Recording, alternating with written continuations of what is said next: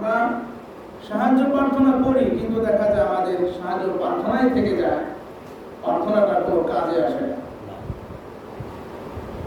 আসলে প্রার্থনা কাজে না আসার পিছনে কারণটা কি?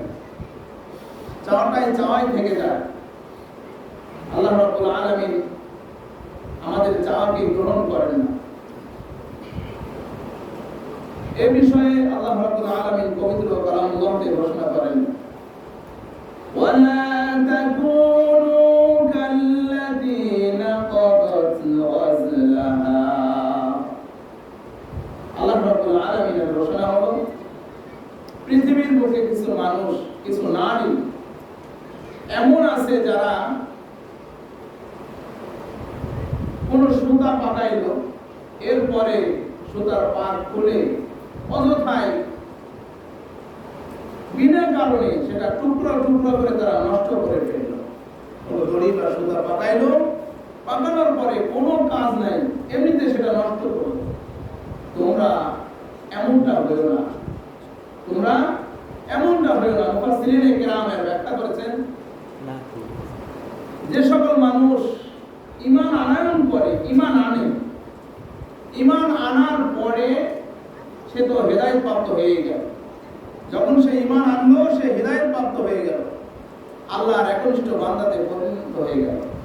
এখন কথা হলো, এই বান্দা যখন আবার পাপের দিকে ফিরে যায়, অর্থাৎ পথভ্রষ্ট হয়ে যায়, আল্লাহ রাব্বুল আলামিনের কথা হলো, এটা ওই নারীর মতো।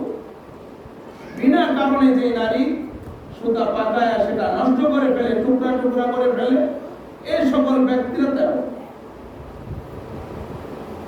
তার মানে আমি হেদায়েত প্রাপ্ত হলাম, ঈমান আনয়ন করলাম, এরপরে আমি যদি আমার ঈমানকে আমি কাজে না লাগাই, যদি ঈমানের উপর যদি আমি অটুট না থাকি, তাহলে অবশ্যই আমার এই ঈমান কোনো কাজে লাগবে না।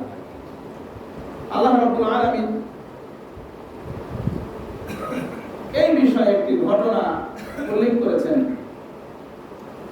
وَاتْلُ عَلَيْهِمْ آيَاتِنَا فَانسَلَخَ مِنْهَا فَأَتْبَعَهُ الشَّيْطَانُ فَكَانَ مِنَ الْغَاوِينَ।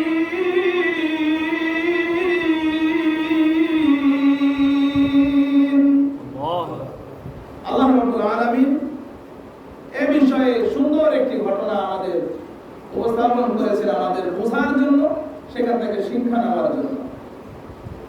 বালআম বাউর নামের একজন ব্যক্তি ছিল। এই বালআম বাউর,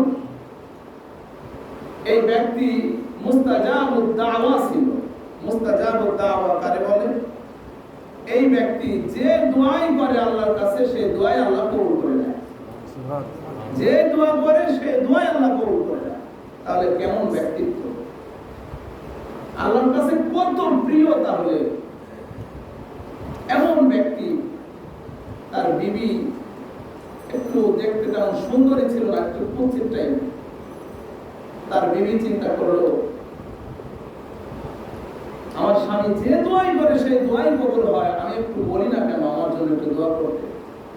দুনিয়ার জমিনে পুরুষরা কি করে অর্থ কামাই করতে হবে তারা জানে। অর্থ কামানোর জন্য হালাল হারাম, ক্যাসিনো খেলা বলেন, আর মোবাইলে গেম খেলা বলেন, মোবাইলে টাকা ধরা বলেন। আপনাদের এলাকা আছে না? আছে। আল্লাহ আস্তাগফিরুল্লাহ, এলাকা আছে। তাহলে এই যে পর্যায়গুলো যেভাবে পারুক না কেন, টাকা কামাই করতে কি করে হয়, তারা হালাল হারাম দেখে না, চালিয়ে যায় বিভিন্ন কৌশল। আর মহিলারা দেখবেন যেমনই হোক, যত চুনো পাউডার আলকাতরা, যেভাবে যে জিনিস মাখলে সুন্দরী হবে, রূপ লাবণ্য ফিরে আসবে, তারা সেই কাজে ব্যস্ত, সর্বদাই প্রস্তুত। যত টাকার প্রয়োজন হোক না কেন, যত কিছু মাখার প্রয়োজন হোক না কেন। বালআম বাউরের স্ত্রী ডাকতে বলতেছে, স্বামী হে, আমি তো একটু অসুন্দরী, আপনি আমার স্বামী, আপনি যে দোয়া করেন আল্লাহর কাছে, আল্লাহ তো দোয়া কবুল করে না, আমার জন্য একটু দোয়া করেন না কেন? একটু দোয়া করেন, আল্লাহ যেন আমার রূপ লাবণ্য সুন্দরী করে দেয়, আমি যেন এলাকার ভিতরে সব চাইতে সুন্দরী মেয়েতে পরিণত হয়ে যায়। বালাম বাবু দেখলো আমারই তো স্ত্রী, একটু দোয়া করলে তো আমারই লাভ। সবাই কি সুন্দরী স্ত্রী চায় না? কি আপনারা চান? মুরব্বীরা চান? সময় পার হয়ে গেছে নাকি? যাই হোক, বালাম বাবু এবার আল্লাহ রাব্বুল আলামিনের কাছে দোয়া শুরু করলো, আল্লাহ পৃথিবীর জমিনে আমার একজন বিবি তেমন কিছু চাই না, জীবনে তেমন কোন আবদার আমার কাছে করে নাই। আল্লাহ আমার বিবি একটা মাত্র আবদার আমার কাছে করেছে। এই জমিনে এলাকার আশেপাশে যত সুন্দরী মেয়ে আছে, আমার বিবির চাওয়া হলো আল্লাহ তার রূপ লাবণ্য যেন সমস্ত মেয়েদের চাইতে একটু বেশি সুন্দরী হয়। আল্লাহ তুমি দয়া করে আমার বিবির রূপ লাবণ্যতা ফিরিয়ে দাও, সুন্দরী করে দাও। এলাকার ভিতরে যেন সব চাইতে সুন্দরী হয় আমার বিবি। আল্লাহ রাব্বুল আলামিন দোয়া কবুল করে নিয়েছেন। ইতিহাস দেখেন, মানুষকে কায়দায় ফেলতে হলে কোন পথে হাঁটতে হয়। সম্মানিত ভাইরা আমার, বালাম বাউলের ওই সময় তদানীন্তন সময় হযরত মূসা আলাইহিস সালামের জামানায় তার কওমের লোকেরা চিন্তা করলো মূসা তো এক আল্লাহর দাওয়াত দেয়, কয় আল্লাহর দাওয়াত দেয়, এক আল্লাহর দাওয়াত দেয়। মূসাকে কি করে দুনিয়া থেকে শেষ করে দেওয়া যায়, তাকে দুনিয়া থেকে উঠিয়ে দেওয়া হয়, কেমনে যাবে, এটা কি করে পারা যাবে? চিন্তা ফিকির করে দেখলো তার কাছে আগে প্রস্তাব দেওয়া হোক, সে মানে কিনা দেখি। এলাকার লোকজন সবাই একত্রিত হয়ে তার কাছে উপস্থিত হয়ে বলে, মূসা তুমি তো দাবি করো তুমি নাকি আল্লাহর নবী, তুমি এক আল্লাহর লা ইলাহা ইল্লাল্লাহর দাওয়াত দাও। তোমার কাছে আমাদের প্রস্তাব হলো তুমি আজ থেকে আমাদের কাছে লা ইলাহা ইল্লাল্লাহর দাওয়াত আর কোনোদিন নিয়ে আসবে না, আর কোনোদিন আমাদের সামনে লা ইলাহা ইল্লাল্লাহর দাওয়াত নিয়ে আসবে না। তারা চিন্তা করে দেখে মূসা যদি লা ইলাহা ইল্লাল্লাহর দাওয়াত দেয় আর আমাদের এলাকার লোকেরা যদি লা ইলাহা ইল্লাল্লাহর দাওয়াত গ্রহণ করে নেয়, তাহলে আমাদের নেতৃত্ব যাবে। প্রথম কথা কি, আমাদের নেতৃত্ব চলে যাবে। দ্বিতীয় কথা হলো আমাদের মাথাটা নিচু হয়ে যাবে। মূসাকে নেতা মানতে হবে, সে যা বলবে তাই মেনে নিতে হবে,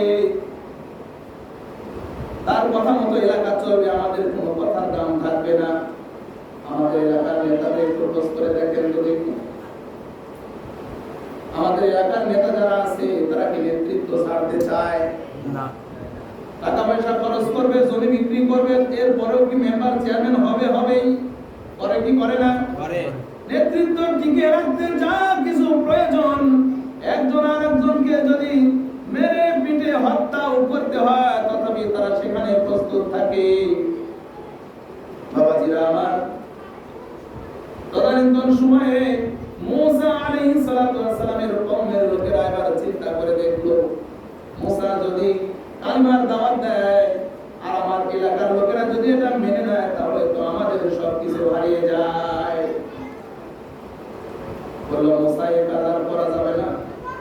মূসা আলাইহিস সালাম বলে, না এটা তোমরা কি বলো, এটা ভুল ভালো কথা, এই কথার কোনো দাম নাই, এটা অবাস্তব কথা, তোমরা কেন এই কথা বলছো? তোমরা অবশ্যই পড়ে নাও লা ইলাহা ইল্লাল্লাহ। এবার তারা চিন্তা করলো এখানে বলে কাজ হবে না, আমাদের এলাকায় তো এমন একজন লোক আছে বালাম বাউল, তার কাছে যেতে হবে, কারণ সে যে দোয়া করে সেই দোয়া আল্লাহ রাব্বুল আলামিন কবুল করে নেয়। যে দোয়া করে সেই দোয়া কবুল হয়, তার কাছে যেতে হবে। বালাম বাউলের কাছে যাওয়া হলো। ডাকতে বলে, হুজুর আপনি তো একজন পয়গম্বরের মতো ব্যক্তি, আপনি যে দোয়া করেন সেই দোয়া কবুল হয়, আপনার পছন্দনীয় একজন ব্যক্তি, আমাদের একটা চাওয়া পাওয়া আছে, তেমন তো কোনো জিনিস কোনোদিন আপনার কাছে আমরা চাই নাই। আজকে আমাদের আপনার কাছে চাওয়া হলো আপনি একটু দোয়া করবেন আল্লাহ রাব্বুল আলামিন যেন ওই মূসাকে চিরতরে ধ্বংস করে দেয়। নাউজুবিল্লাহ। মূসাকে যেন ধ্বংস করে দেয়। এলাকায় যদি একজন আলেম থাকে, যে জায়গায় জুয়া টাস, যে জায়গায় বিভিন্ন মদ চলে, নারীবাজি চলে, গান বাজনা চলে, বলেন একটা আলেম যদি ওই এলাকা থাকে তাহলে পুরো এলাকার মানুষের ওইটাই আলেম ডিস্টার্ব হয় না? ওর কারণে গান বাজাতে পারতেছে না, মোবাইলে কিছু খেলবে, কিছু টাকা রোজগার করবে, এটাও পারতেছে না এই আলেমদের কারণে। তারা মদ খাবে, গাঁজা খাবে, ওপেনলি চায়ের স্টলে গান বাজাবে, সিনেমা চালাবে, টাকা রোজগার করবে, সেটা পারতেছে না। তাহলে ডিস্টার্ব। হুজুর মানুষ দোকানে যাওয়ার পরেই সাথে সাথে টিভি দেখে বন্ধ করে দেয়। আমাদের ষষ্ঠ গ্রামে যেটা দেখি আলহামদুলিল্লাহ, হুজুর মানুষ যেই যায় চায়ের স্টলে হুজুর আছে একটু বন্ধ রাখ। তার মানে বিষয়টা কেমন হলো? আমরা তাদের ডিস্টার্ব। সম্মানিত বাবারা জিরা আমার, বাদাম বাউলকে যখন প্রস্তাব করা হলো হুজুর একটু দোয়া করে দেন মুসা যেন ধ্বংস হয়ে যায়, বাদাম বাউল ডাক দিয়ে বলে খবরদার খবরদার, এমন কথা তোমরা বলো না, এই কাজ করা যাবে না। আমি যদি এই কাজ করি তাহলে আল্লাহ রাব্বুল আলামিন আমাকে চিরতরে ধ্বংস করে দেবে, আমাকে চিরতরে ধ্বংস করে দেবে, এই কাজ করা যাবে না। গোত্রের লোকেরা এবার চিন্তা করে দেখলো আমাদের একটা কায়দা করতে হবে। সেই কায়দাটা কি জানেন? বলে তার সুন্দরী বিবি আছে, সুন্দরী রূপবতী, তার বিবির কাছে যদি আমরা গিয়ে প্রস্তাব করি আর তার বিবির মাধ্যমে যদি এই কাজটা করি, তাকে আমরা যদি বলাই, তাহলে অবশ্যই আর একটা ফয়সালা আমরা পাবো। আমাদের অবশ্যই তার বিবির কাছে যাইতে হবে। কৌশলটা কেমন? নেতার ধরে চাকরির ব্যবস্থা হয়নি, জোর করে হোক যেভাবে হোক একটা ফয়সালা আমার তরফ করে নিতে হবে। নেতার ধরে সেই কাজ হয় না, আমরা কি করি? বাড়িতে চলে যায়, একটা মাছ নিয়ে গেলাম, ভাবি এই মাছটা দিয়ে গেলাম বাড়ির পুকুরের মাছ, দেখা যাবে সে কিনে নিয়ে আসছে।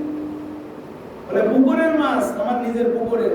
ভাইয়ের সাথে অনেক সময় অনেক কাজ কাম করি, তাই মনে হলো, ইচ্ছা হলো এই মাছটা দিয়ে যায়, তাই নিয়ে আসছে। বলে মাছটা নিয়ে আসছে, একদিন খাওয়াইলো, দ্বিতীয় কয়েকদিন পর আবার আর একটা নিয়ে আসছে।